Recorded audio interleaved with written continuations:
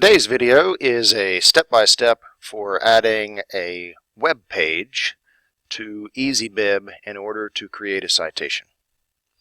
So we presume here that we have found a web page that meets all of the qualifications as a resource for the student paper, and then we go to Easybib, log in. I'm logging in with my Gmail account, not only for consistency but for ease of use. Alright, here I am.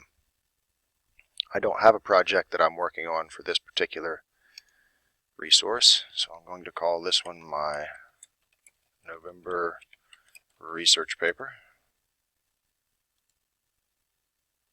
There's my November research paper, and in my bibliography I will have nothing, citation 0, because I've just started it.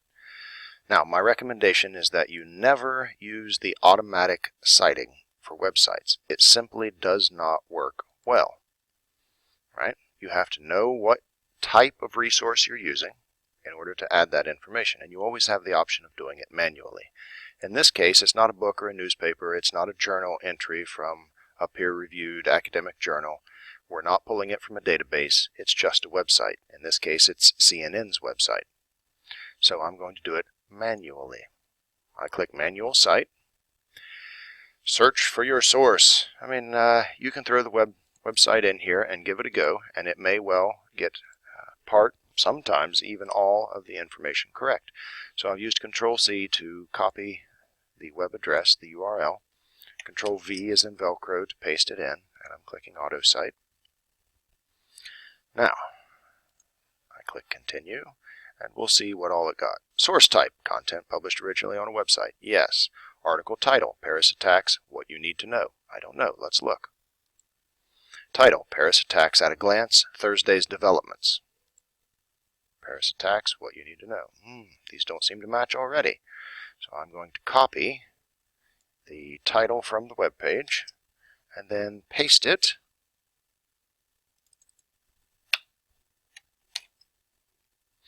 here. But this does not meet MLA guidelines, which say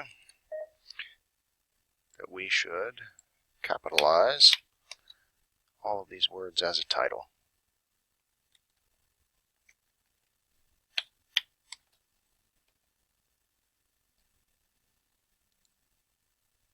Alright, so we have our source type correct, our title correct,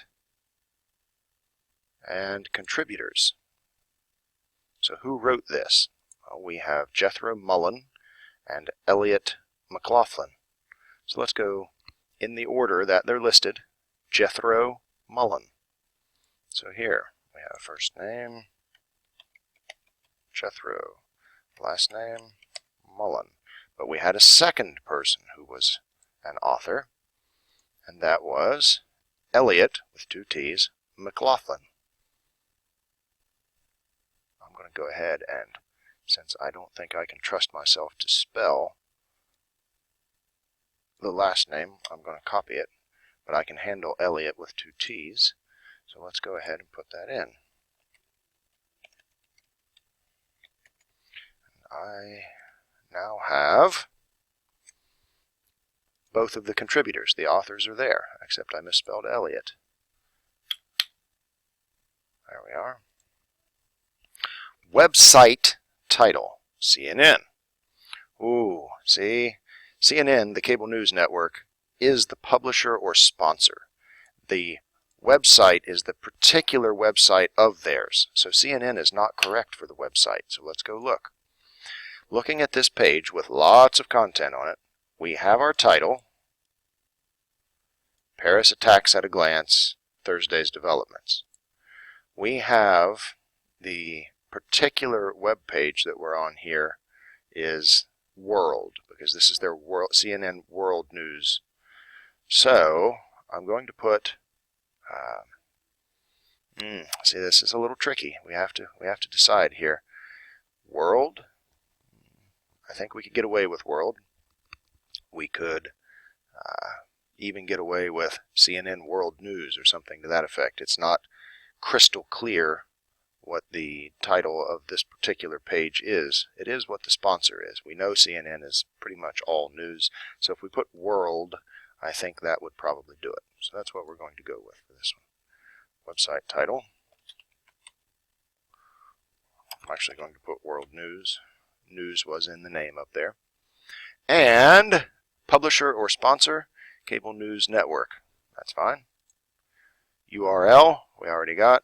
Display URL. That always is going to be yes if your teacher or professor says that they want them. If not, leave it as no. In my case, make it yes. The date that this article was written, Thursday, November 19th, 2015. So the 19th of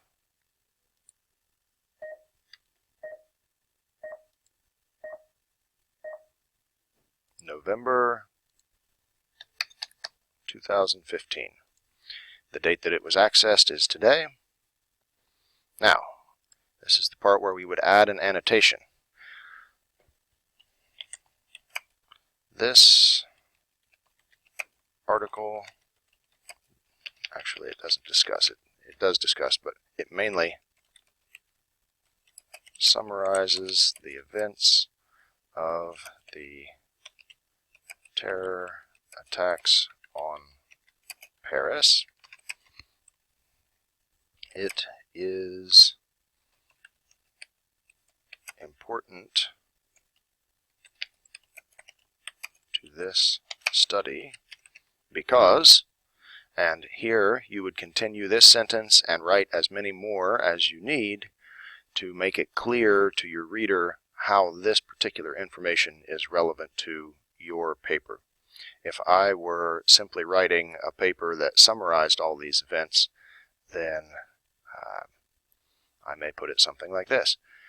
It's important to this study because it pulls together key points from a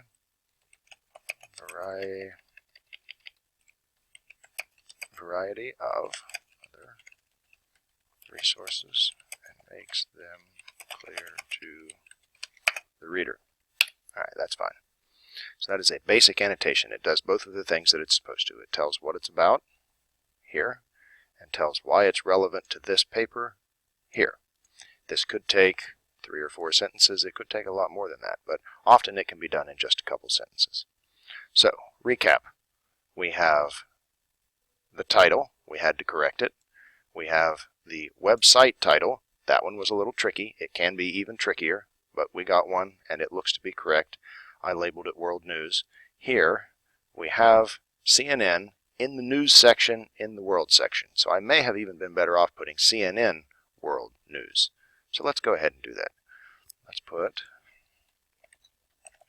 CNN World News, and that covers all of the key parts of that website title. It's a little vague. Publisher or sponsor is CNN, the Cable News Network, and we have the URL, display URL yes, we have the date that it was published, and we have the date that it was accessed. What would we do if part of this material was completely unavailable? It simply wasn't there. Then we would leave it blank. For example, in some cases you'll have a government website or a university website that will not list a particular author, or sometimes not a particular date that something was written. But you can tell from the content that it's reasonably up to date, and your teacher or professor may approve it because it comes from a dependable resource from that particular government entity or university, in which case you may still use it, but you would leave the contributors or the date that it was published blank, and then go ahead and create the citation. And here it is, an MLA citation with its hanging indent. If I wanted to add more and more resources, I would continue doing so, making sure that they were in the appropriate folder here, the appropriate project, my November research paper, or whatever that project is. Once I had them all together, I would then export them to, in the case of my students, they export them as a Google Doc, copy that and paste it into their actual working paper. All right, I hope this was helpful.